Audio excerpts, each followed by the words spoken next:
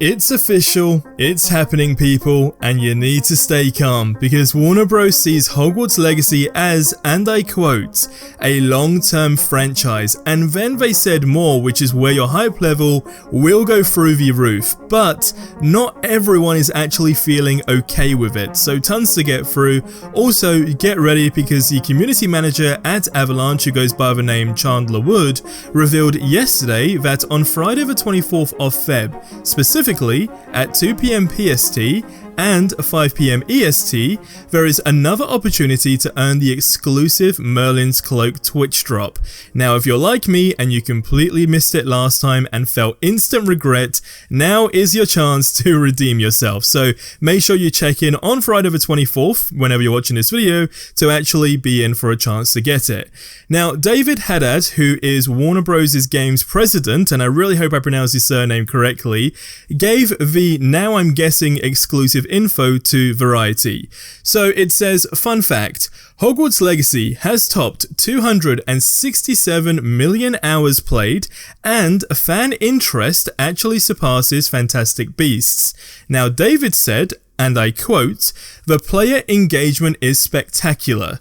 93 million magical plants grown, 242 million potions brewed, and 1.25 billion, that's billion with a B, Dark Wizards defeated."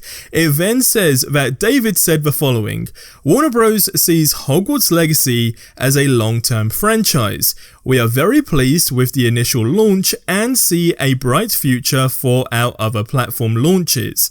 Now, there may be a very slight plot twist here. So you may read this and instantly assume that this is, hinting or leaning towards a DLC, which, to bring you up to speed, despite being told there are no current plans for it, it was basically reasoned by another dev on Twitter who basically just said how not every platform has the game yet and how they don't want to give people the short straw, but someone then mentioned the following. So, David said franchise. Now that means more games, not DLC. I'm worried.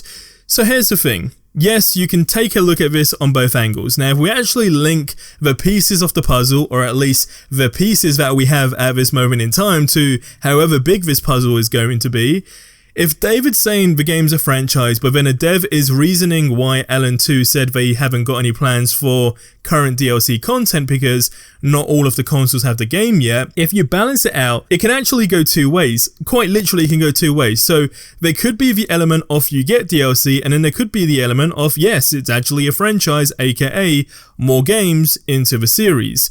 Now, let this sink in. The last game that these devs who made Hogwarts Legacy made was Cars. As I say, let that sink in. Now if, and I mean if, they decide to work on a franchise for this game in the format of years, as in every X amount of years you're going to get a new installment in the Hogwarts Legacy franchise, then I just hope that they don't do what Ubisoft did to Assassin's Creed. However, I've said it before and I will say it again. The base of this game is here to be built on, in my opinion, in the form of DLC content, not new installments, at least until we have next-gen consoles anyway. The reason I say that is because quite literally every new bit of content that there is an opportunity for, aka Quidditch, that also links to the story on the existing game we have right now, can be implemented in the form of a DLC that you might pay 20 or 30 bucks for. I don't know what it will be priced at if they did go down that route, but that's just an example. On the flip side, if they then decided to go ahead and go down the Ubisoft route and make it like an Assassin's Creed series, which, as we all know, doesn't technically, for the most part, end in the greatest way that it could, would actually be a terrible idea. Because as I say, what more new stuff would you get that can't be built on the existing game? Would you rather, and let's just put it into perspective, would you rather pay 60 bucks, 80 bucks or whatever it would be for a new installment of the game in terms of a franchise on the current gen consoles we have right now?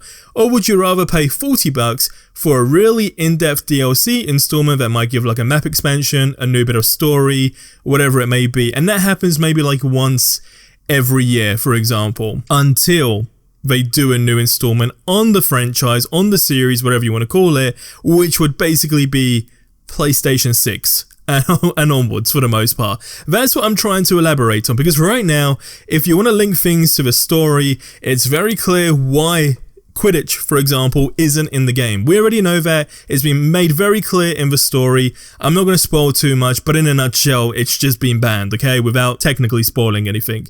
So there's your answer for that. So you can easily turn that around with new DLCs going into the game, but in the form of acting like years. So you're doing X amount of years in the game, etc, etc. You're growing as a student, and then, of course, eventually, it needs to be unbanned. So there you go, Quidditch unbanned, that's a DLC, a map expansion, that's a DLC. Now either way, this is good news, because we all assumed, and it was actually a terrible assumption now looking back at it, that they may well actually be done with the game, as in it's a one-time release, there you go, there's your childhood dreams all in one, suck it all up, enjoy it, and let it collect dust after, until maybe one day we'll give you like a small update or whatever, but for the most part, this is all our intentions.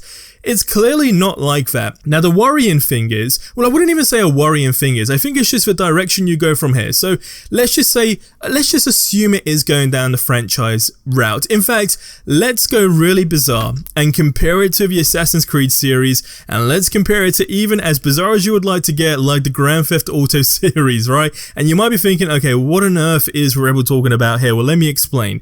What I mean by that is the evolution of the series, right? On how technically you go into different locations, the game's surrounded around X, Y, and Z, but technically you can always return to like a main base of some sort of kind, right? So if Hogwarts Legacy was to go down that route, I mean, it's very clear and indicated that there are so many different options. For example, a PC modder has literally implemented a multiplayer mod in the game. We already know that's a big thing. As I mentioned, Quidditch, another big thing. Another big thing you want to implement is a story. I mean, there's literally so many elements that you've got in this game that it quite literally can go on for at least a decade, in my opinion. And I'm being very serious when I say that. It might sound bizarre, but I truly believe there is enough content to add into this game to give it a decade's worth of content to where players would genuinely not really feel, I guess, bored about. If you look at the studio that's made this game, on their portfolio, this is incredible. How do you go from Cars to making a, let's just say, the quote-unquote famous Harry Potter game that pretty much everyone has been waiting for literally ever, quite literally forever, and it does so tremendously well, and you technically don't have any other projects in the pipeline? Well, that could easily be the studio's main point of focus because they've nailed it. Like, you couldn't then just give that to another studio and hope for them to do what that studio's just done. It would quite literally be a studio now being solely known for that specific series or game as a whole. And I think that's the route that they're going to take. I truly believe that, and I think for every single fan, that is huge, but that's just my speculation on it. It's big news regardless. I'm eager to hear what you're thinking. Hey, I just needed to get that off my chest because it's very big news and it's got me very excited. But as I say, 42 days left, now 40 days left. Check out the video that you see on screen because it's finally good news.